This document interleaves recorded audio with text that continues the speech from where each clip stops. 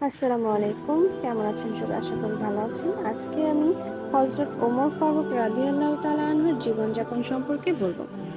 তাহলে চলুন। খলিফা জীবনযাত্রা ছিল অতি সাধারণ। খলিফা হবার আগে তিনি সওদাগরি করতেন। হযরত ওমর রাদিয়াল্লাহু তাআলা আনহু খলিফা হওয়ার পরে তিনি বাইতুল মাল হতে খুব সামান্য পরিমাণ ভাতা গ্রহণ করতেন। এতে খুব সাধারণভাবে তার জীবনযাত্রা নির্বাহ হতো। কিন্তু সাহাবাগণ স্থির করলেন কিছু অধিক পরিমাণে অর্থ খলিফা যদি গ্রহণ করতেন সম্মত হন তবে তার সংসারে সচ্ছলতা আসতে পারে। কিন্তু খলিফা কিন্তু খলিফার কাছে এই প্রস্তাব নিয়ে যেতে কেউ সাহস পেল না।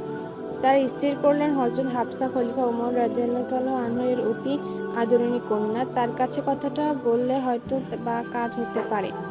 খলিফা খলিফা হয়তো কিছু বেশি পরিমাণে ভাতা গ্রহণ করতে সম্মত হতেও পারে। তাই তারা সবাই মিলে তার কন্যা হযরত হাফসাকে জানালেন। সুযোগ বুঝে হযরত হাফসা পিতার কাছে কথাটা বললেন। তিনি বললেন, আব্বা, আপনি আরব সাম্রাজ্যের বাদশাহ, কিন্তু বাদশার মতো আমাদের তেমন কিছুই নাই, না ঘরবাড়ি, না পোশাক পরিচ্ছদ, না চাকর বাকর, না অন্য কিছু। খুব দুঃখ কষ্ট দিয়ে আমাদের জীবন কাটাতে হয়। আপনি ইচ্ছে করলেই ভাতার পরিমাণ কিছুটা বাড়াতে পারেন। তাহলে সংসারে কিছুটা সচ্ছলতা আসবে, আমাদের জীবনটা কিছুদিন শান্তিতে কাটাতে পারি। হযরত ওমর রাদিয়াল্লাহু তাআলা আনহু কন্যার কথা শুনে কিছুক্ষণ নীরব থেকে ধীরে ধীরে জবাব দিলেন, এই কথা নিশ্চয়ই তোমার নিজের মন থেকে নয়।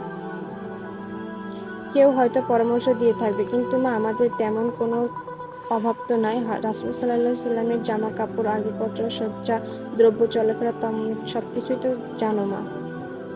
আমি তার চেয়ে অধিক বিলাসী হতে পারব না। হযরত হাফসা পিতার কথা শুনে খুবই লজ্জিত হলেন। তিনি তাকে পুনরায় অনুরোধ করতে সাহস পেল না।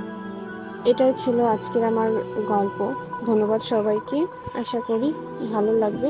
আসসালামু আলাইকুম।